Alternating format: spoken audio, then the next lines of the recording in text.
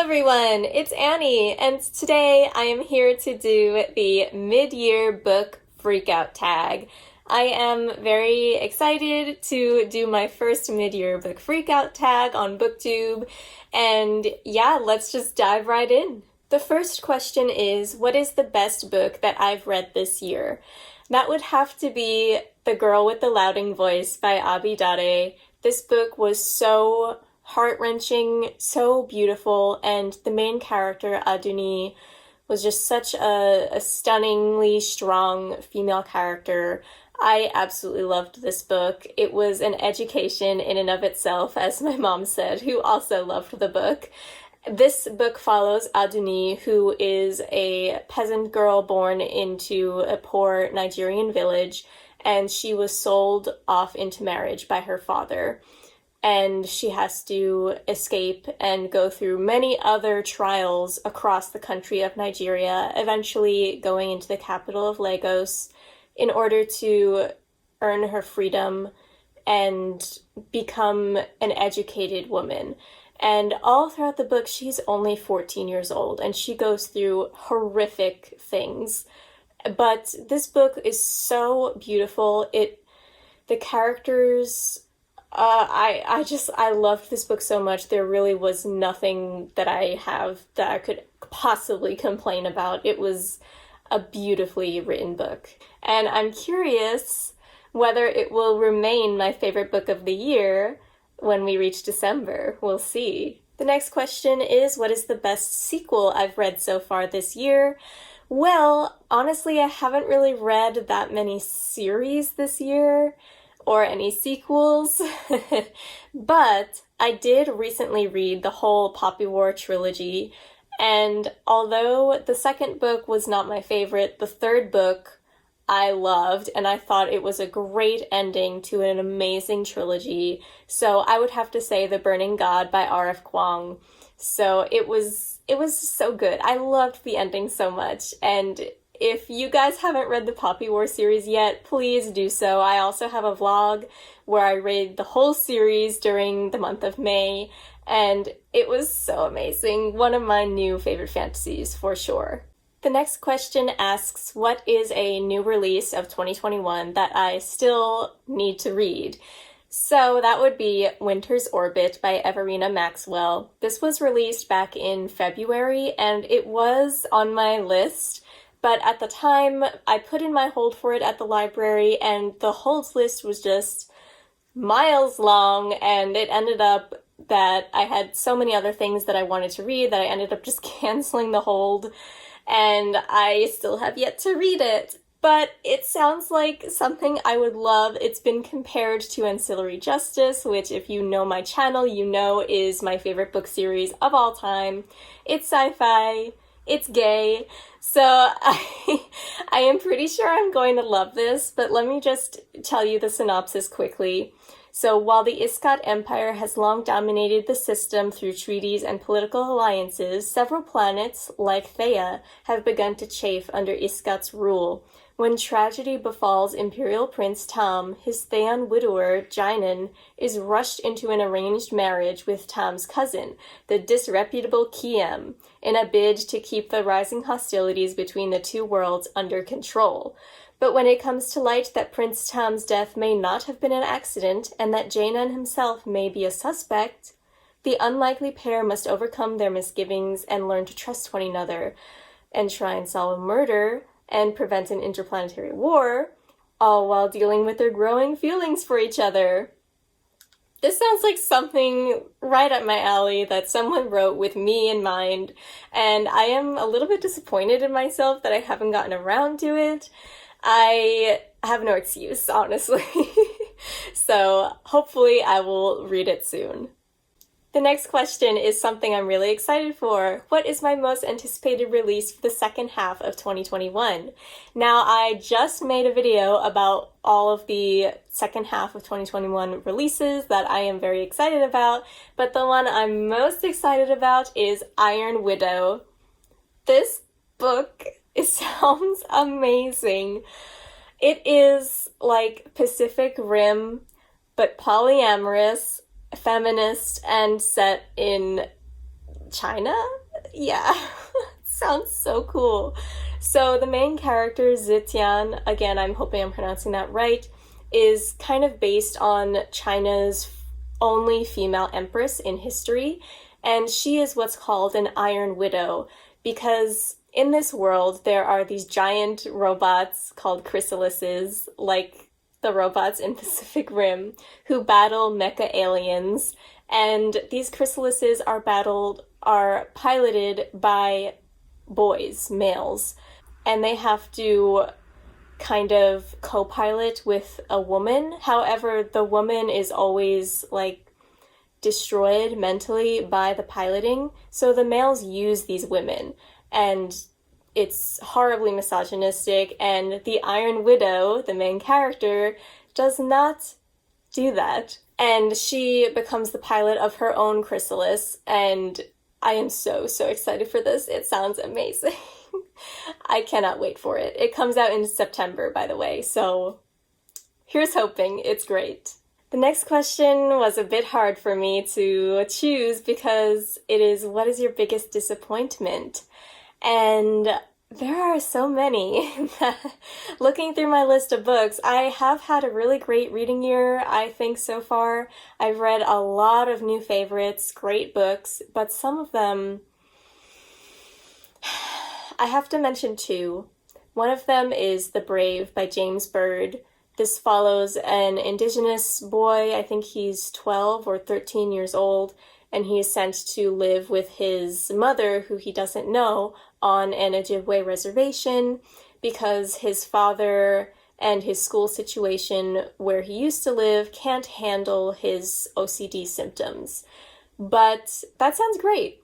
Sounds like it's going to be an interesting exploration of mental health combined with a boy finding out and learning about his indigenous culture from his mother's side, and also maybe healing the relationship with him and his mother. But it was not that. It was just bad. It was not good. OCD is... I don't want to give a spoiler. I can't say anything without spoiling it, but suffice to say, the ending was not handled great in terms of mental health. So read at your own risk. But also another disappointment, it was not bad, but Station 11, I had really high expectations for because it's such a hyped sci-fi, but it just fell really flat for me. I still ended up giving it 3 stars, but it just was not my thing. There is so much emphasis on celebrities in it, and I had no idea that it would be about that, and I really did not care about their lives before the dystopian world came about at all. Like, I wanted more of the dystopian sci-fi aspect, and instead I got, like, celebrity drama. Not really what I was into, but oh well, you know, it was disappointing for sure, but oh well.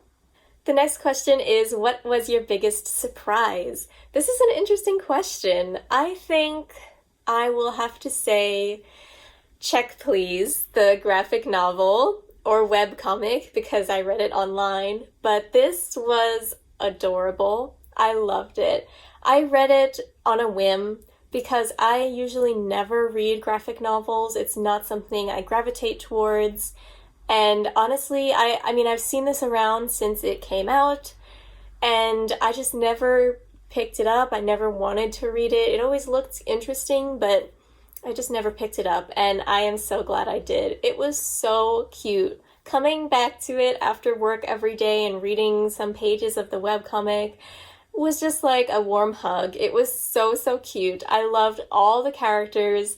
If you guys don't know, it's about an ice hockey team in college, and I love them so much. They're so cute, and I really recommend this if you're looking for a gay sports romance type thing. It's really cute and awesome. I love it. The next question has 2 aspects to it. Who is your new favorite debut author? For me, that would be Jennifer Saint, who wrote Ariadne, which I have a video review up for, so please check it out if you have not already. And this book was phenomenal. It's a retelling or reimagining of the myth of Ariadne, who helped Theseus defeat the Minotaur. And I loved this book so, so much. It was beautiful and very, very feminist. And just, if you're a fan of Circe, you really need to read this. It is so, so good. So I am actually so surprised that she is a debut author because her writing is so, so good. But my other favorite author who is new to me, so she's not a debut author this year, but she's new to me, was Joan He, who wrote The Ones We're Meant to Find. I love this book so much. I think this is probably my favorite sci-fi release that I've read this year. I loved it so much. It's about two sisters, Casey and C, who are separated in this kind of post-ecological disaster world, and they have to find each other. C wakes up on a deserted island, not knowing where her sister is or why she's there, and her sister lives in a floating eco-city. I love this book. There are so many twists and turns, and the big plot twist, you just, my jaw dropped. I loved it so much. I also have a video review about this book if you'd like to check it out, and I really, really recommend it to everyone because it is seriously one of the best books I've read this year. The next question is kind of weird. It's, who is my newest fictional crush? I don't have one. So I'm skipping to the next question, which is fairly similar. Who is your newest favorite character? And I'd have to say, like, everyone from the Poppy Wars. I love Rin. I mean, she's definitely, she has some problems, let's just say that, but I think the way her character was written was outstanding and so, so realistic and creative. And I also loved Naja and Kitai. Like, the three of them were just amazing, and that book deserved, because it had such a great, well thought out plot, the book really deserved an equally well thought out cast of main characters, and Rebecca Kuang definitely achieved that with these three. I love them so much. And yes, again, if you guys haven't read The Poppy War, please do it. Don't wait like I did. Read them as soon as possible. The next question is, what is a book that made you cry? I have not cried reading a book this year or in many, many years. Let's be honest, I don't even remember the last time I did that. I don't know what that says about me, but I'm just gonna use this question as what is one of the saddest books I've read this year that will probably make others cry, and that would have to be Under the Broken Sky by Mariko Nagai. This is a historical fiction middle grade book written in verse, beautiful verse, I might add, and it is about these two little girls who have to escape from Manchuria down to a northern Chinese city when the Russians invade Manchuria. So these little girls are Japanese, and this is during World War II. And their father is conscripted into the Japanese army, even though Japan at that point knows that they're going to lose the war. So these two children lose their father and have to travel on their own, and the hardships that they go through were absolutely horrific, and it was really vivid because it was written in verse. And it just really transported you there with them, and I felt like I could feel what they were going through. So it was a quick read because it was in verse and it's a middle grade, but even though it's middle grade, it does not shy away from showing you the realities of war, especially of refugees from war. So I would say that this book might make other people cry, and I highly, highly recommend it. It is so good. The next prompt I like very much. It is, what is a book that made you happy? Well, many, many books have made me happy, but I'd have to pick Gear Breakers by Zoe Hana Mikta. I read an arc of this a few months ago, It was one of my most anticipated releases. It's a YA sci-fi, also kind of comparable to Pacific Rim. I really liked this. I ended up giving it 4 stars. It was so good. She's also a debut author, which is just, I love to see. And this book made me so happy because 1, it had giant robots, 2, it was sapphic, 3, it's sci-fi. So basically a perfect mix for me. Anything remotely like that, I will enjoy, absolutely. So the basic story is that there are these giant robots called wind-ups built by the tyrannical Godolia, I think that's how you say it, ruling empire thing. And these people in the Badlands, called Gear Breakers, go inside these huge robot war machines and break them and defeat them. So a former pilot named Sona and a gear breaker named Eris meet, and first they're enemies, but then maybe they're not, you know? So it's so good. It's really good. If you guys are looking for a really creative sci-fi, definitely check this one out. Okay, the second to last question is, what is the most beautiful book I either bought or was gifted this year? Now, I haven't hauled very many books because I don't buy very many books, but I think it would have to be The Weight of Our Sky by Hannah Alkoff. This cover, I mean, oh gosh, this illustration is so beautiful. I just take a moment to appreciate it. It's so gorgeous. Look, it's so beautiful. The use of color and perspective and just the whole layout of it is so good. I love it. And you guys can't tell, but these words are embossed, and I love that texture.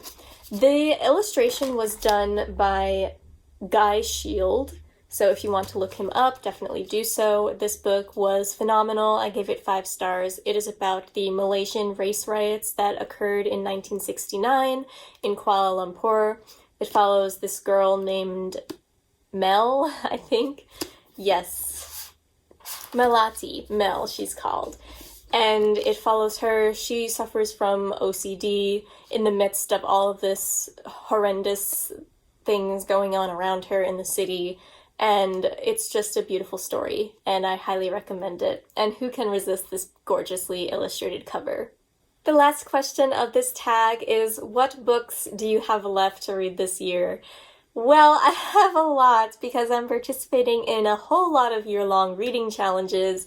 I have videos about my TBRs for all of them, which I will link in the description. I am participating in the Reading Women's Challenge, the Book Riot's Read Harder Challenge, Books and Lala's Buzzwordathon, and I am doing the Down Memory Jane read-along. So, I know I'm definitely going to read all of Jane Austen's works by the end of the year. I still have Mansfield Park, Emma, and Northanger Abbey to read, and among those we're also reading a bunch of retellings of Jane Austen works, so I have to read all of those. And I have to read my ARCs that I got from NetGalley, which have some exciting ones, and I have to read my 5-star sci-fi predictions from another video, which I will link. I have a lot that I'm planning to read. I'm getting overwhelmed. Reading is fun. Reading is supposed to be fun, and I'm not going to force myself to read. I never do. I always need to be listening to something. I always need to keep my mind occupied, so that's what reading is for me. And I will read as much of my TBRs, of my various TBRs, that I can by the end of the year. So wish me luck, please. Alright guys, thank you so much for watching my mid-year book freakout tag. It was really fun to do it for my first time. And down in the comments below, please let me know what was your favorite book you've read this year and your most disappointing book. I am really interested in that question specifically. Alright guys, if you enjoyed this video, please like and subscribe to my channel for more bookish videos, and I'll see you next time. Bye!